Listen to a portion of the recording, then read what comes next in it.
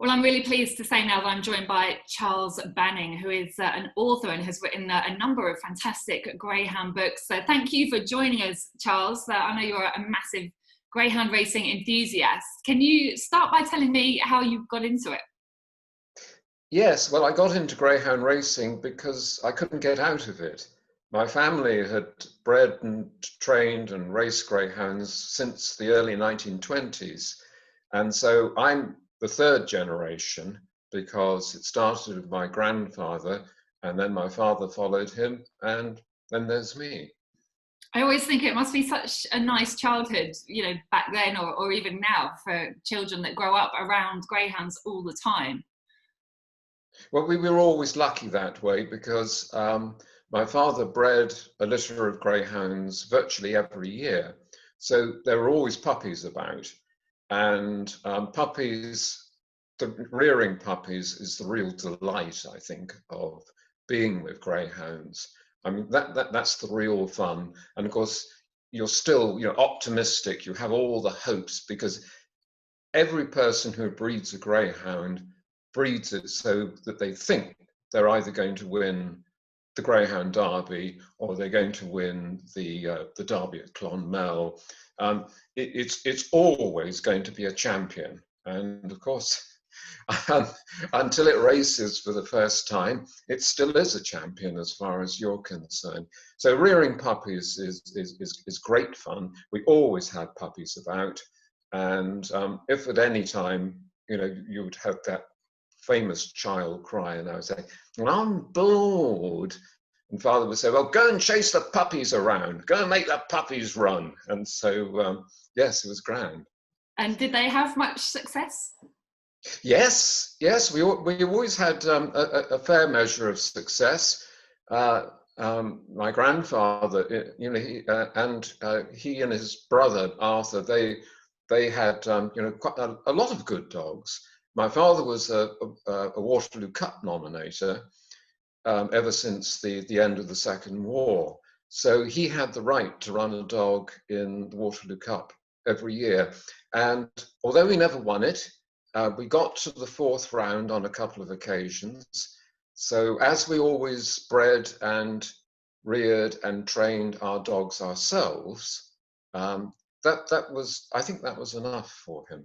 And it was a marvelous thing to be able to run in something like that.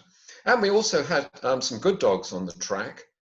We bred a very good greyhound that broke the track record at Wimbledon, called Black Barbarian, and a dog that we reared, but we didn't actually own. We reared it for a friend of ours. It was a dog back in the 70s called Demonic Gamble. He was the best British greyhound of the year of his time. He won the Gold Crest at Bristol, the Produce Stakes at Wimbledon, won a big race at Wembley. He was a great greyhound. So you well and truly had the bug from a young age, but equally you went and got yourself a very, very good education, didn't you? Well, yes, I was fortunate that way, so that one always had sort of various strings to one's bow. I mean, greyhounds for my grandfather and my father, they were very much their hobby. It wasn't their profession in any sort of way. Although when we had when we had our dogs trained, because in those days we lived near Bristol. We lived just south of Bristol, out in the country.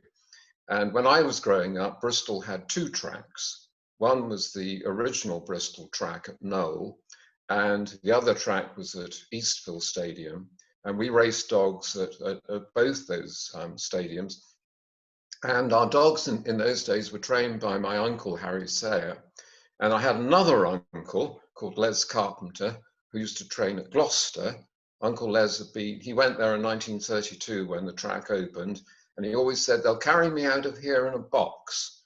Well, they didn't quite, but I think he only ever retired for a year. So there are always, if you like, family members who are involved in dogs. And it was, for my grandfather and my father, it was a hobby, but for other members of the family, it was more serious. It was a profession. But you didn't go down that route. You went and you went to, was it Cambridge, I believe you went to? Yes, I did. Just goes goes to show what a university education can do for you. I spent 60 years in Greyhound, so there we are. Yeah, amazing though. You studied English literature, and that, of course, has laid you down the route to becoming an author. You've got a latest book out, which we're going to talk about in depth in part 2, because I've really enjoyed it, and there's lots I want to talk about with that. But you've written lots of books before. I'm sure some people watching this will have read them, including one that was called Greyhound and the Hare, which you said went down really well. Basically, everyone absolutely loves this book. It's one I'm going to have to get my hands on. Yes, it was a great labour of love. It was published by the National Coursing Club, for whom I worked for 20 years as its secretary and also as the keeper of the Greyhound stunt book. And the National Coursing Club was very keen to have a legacy project, which would be an inclusive history of greyhounds and greyhound sport. And so they very kindly asked me to write it for them, which I did. And it was published in September 2018. And I'm afraid all the copies have gone, which is a great shame, because people quite, often ask me about it, ask if I've got a copy, and the answer is sadly no. No, they've all gone. It's known as the coffee table breaker, because it's so huge and so heavy that it's rumoured not only to have drowned people in the bath when they've attempted to read it there, but also broken their coffee tables as well. But there you are. Greyhound, the Greyhound has a very long history, so it's a very long book. Well, I will keep an eye out on eBay for one coming up, that's for sure. But obviously, so many years in the sport, and from reading your latest book, it certainly drummed it home to me how much the sport has changed. I mean, can you even quantify how much the sport has changed? Yes, I mean, extraordinary, even in my own lifetime. I first started, I used to go to my first experiences of greyhound racing were at the old track at Knoll, when I used to go with my father. And that was in the early 1950s. And it was still boom time then for greyhound racing after the war. And the most remarkable crowds that you would get at a track like Knoll.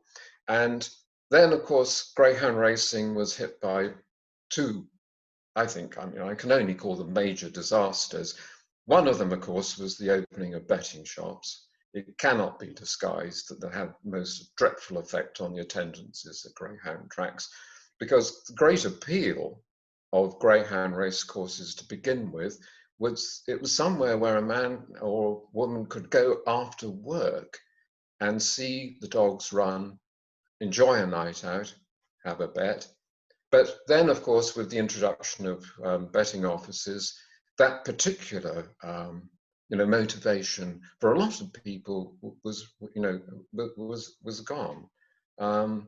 So, although perhaps it was inevitable, it can only be said that it had, a dire effect on the live attendances of greyhound racing.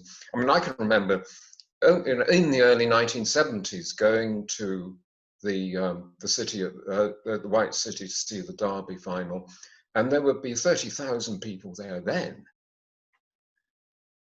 It's unbelievable. I can't even imagine what that would be like. And I'm going back to sort of the early days of Wimbledon when I thought the crowds were big, but that's on another scale. Do you think generally the sport's changed for better or worse?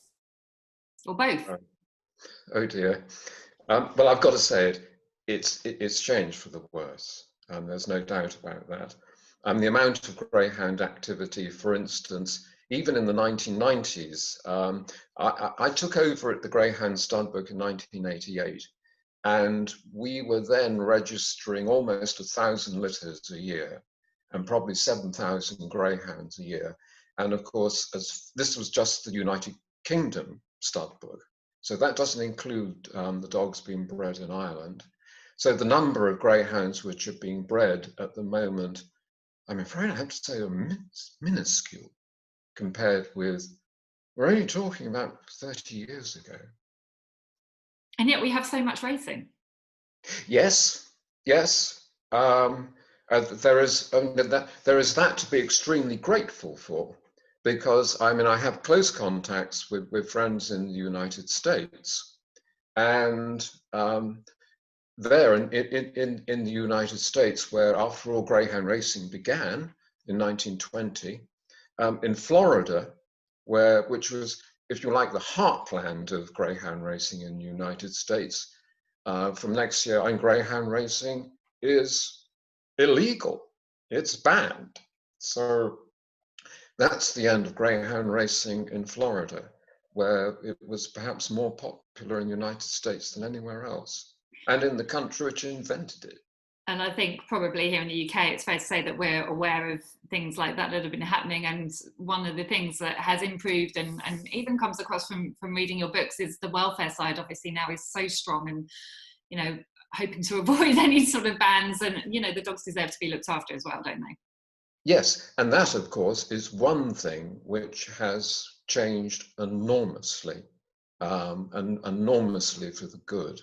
And the fact that we now have a cradle-to-grave tracing system as far as greyhounds are concerned is a marvelous thing. The fact that we can guarantee every greyhound that runs on a race course in this country a long and happy life, it's something which we should all be grateful for. And I think, as far as the authorities are concerned, that they should be very proud of. I think that's a marvelous thing.